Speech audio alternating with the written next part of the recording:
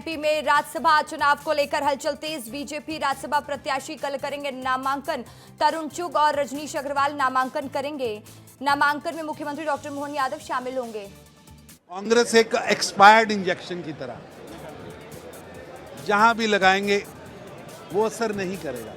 आज तो हालात ये हैं कि कांग्रेस पार्टी के साथ जो दल जुड़ जाता है वो भी समाप्त हो जाता है। लेकिन भारतीय जनता पार्टी एक ऐसा दल है जो परिवार की तरह काम करता है। वहाँ परिवार के लिए होता है, यहाँ परिवार की तरह होता है।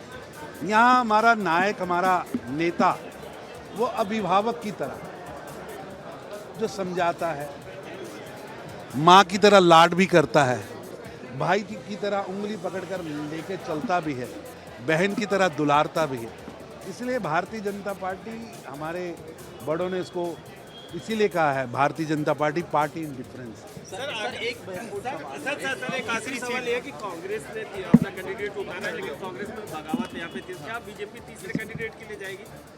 भारतीय जनता पार्टी के नीति निर्धारण करने वाले नीति निर्धारण करेंगे, मैं तो फॉलोअर हूँ। सर आप ऑलरेडी संगठन में पर भी बड़ी जिम्मेदारी है पार्टी की, तो क्या तीसरी सीट पर अपना प्रत्याशी उतारने की बात?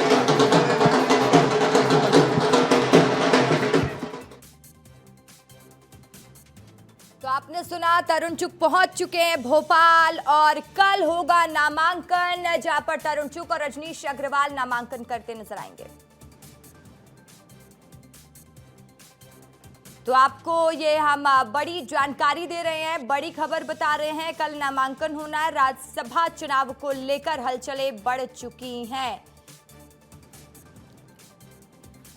तो नामांकन में मुख्यमंत्री डॉक्टर मोहन यादव भी शामिल होने वाले हैं, बीजेपी के प्रदेश अध्यक्ष भी शामिल होने वाले हैं और नामांकन भरने के लिए मध्य प्रदेश पहुंच चुके हैं तरुण चुग। उन्होंने कांग्रेस को एक बीमारी बताया और हमारे साथ देखिए मध्य प्रदेश के ब्यूरो चीफ अंचल शुक्ला इस खबर पर ज्यादा जानकारी के साथ लाइव जुड़ चुके हैं। और अंचल अभी तरुण चुग से भी बात कर रहे थे। अंचल देखिए, तरुण चुग पहुंच चुके हैं मध्य प्रदेश, कल नामांकन भरने वाले हैं। रजनीश अग्रवाल का भी कल नामांकन होने वाला है। किस तरीके की सुगबुगाहट सुनाई दे रही है, ये भी सवाल उठ रहा है कि क्या बीजेपी तीसरा कैंडिडेट भी मैदान में उतार सकती है? देखिए, बिल्कुल अभी तरुण चुग यहाँ पर पहुंचे हैं और आपको दिखाऊं मैं, उनका स्वागत हो रहा है। यहाँ पर उनका स्वागत किया जा रहा है। भारतीय जनता पार्टी के जो कार्यकर्ता हैं, वो उनका स्वागत करने के लिए यहाँ पर पहुंचे हैं। कैलाश विजयवर्गीय है, विष्णुदत्त शर्मा है, भगवान दास समनानी है, तमाम वरिष्ठ नेता जो भारतीय जनता पार्टी के हैं वो उनका स्वागत कर रहे हैं। और रजनीश अग्रवाल और तरुण चुग, इन दोनों लोगों को राज्यसभा की 2 सीटें जो मध्य प्रदेश की है भारतीय जनता पार्टी के लिए, उनका आधिकारिक प्रत्याशी बनाया गया है। कल भारतीय जनता पार्टी नामांकन दाखिल करेगी और इसके बाद 18 जून को इसके लिए वोटिंग होनी है। दोनों का राज्यसभा जाना तय माना जा रहा है। लेकिन कांग्रेस में कहीं ना कहीं खलबली है, क्योंकि कांग्रेस की अगर बात करें तो मीनाक्षी नटराजन को अपना प्रत्याशी बनाया है और मीनाक्षी नटराजन के नाम की आधिकारिक घोषणा होने के बाद से ही बगावत दिखाई देने लगी है पार्टी के भीतर भी और पार्टी के बाहर भी। और यहाँ पर भाजपा के लिए जरूर आपदा में अवसर की तरह ये मौका है कि वो तीसरी सीट पर भी अपना प्रत्याशी उतार सकती है और सुरेश पचौरी के नाम की चर्चा है, या फिर किसी आदिवासी नेता को उतार सकती है, जिससे कि जो विपक्ष के विधायक हैं उन्हें उनका समर्थन मिल सके, आदिवासी जो नेता हैं उनका समर्थन मिल सकता है।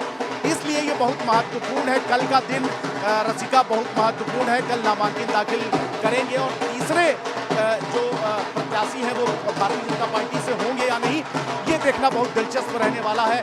हालांकि मीनाक्षी नटराजन के नाम की आधिकारिक घोषणा हो चुकी है, लेकिन क्या भाजपा सुरेश पचौरी जो कि कांग्रेस से ही आए हैं, कांग्रेस के वरिष्ठ नेता हैं, उनको राज्यसभा की तीसरी सीट के लिए दांव खेल सकती है, ये देखना बहुत दिलचस्प रहने वाला है। तो मध्य प्रदेश की राजनीति में अगले 2 से 3 दिन जो है बहुत महत्वपूर्ण होने वाले हैं रसिका। 2 से 3 दिन बहुत महत्वपूर्ण होने वाले हैं कि आखिर तीसरी सीट के लिए क्या भारतीय जनता पार्टी प्रयास करेगी या फिर दो सीटों पर ही अपने उम्मीदवार उतारेगी। देखिए जैसे ढोल धमाकों के साथ यहाँ पर उनका स्वागत किया जा रहा है भारतीय जनता पार्टी के वरिष्ठ नेता, और उन्होंने कांग्रेस पर भी निशाना साधा है। उन्होंने कहा कि भारतीय जनता पार्टी में परिवार की तरह काम होता है, लेकिन कांग्रेस में परिवार के लिए काम होता है। बड़ी बात कही है उन्होंने कि भारतीय जनता पार्टी में कार्यकर्ताओं की तरह काम होता है। एक बार फिर से कुछ कह रहे हैं, सुनते हैं।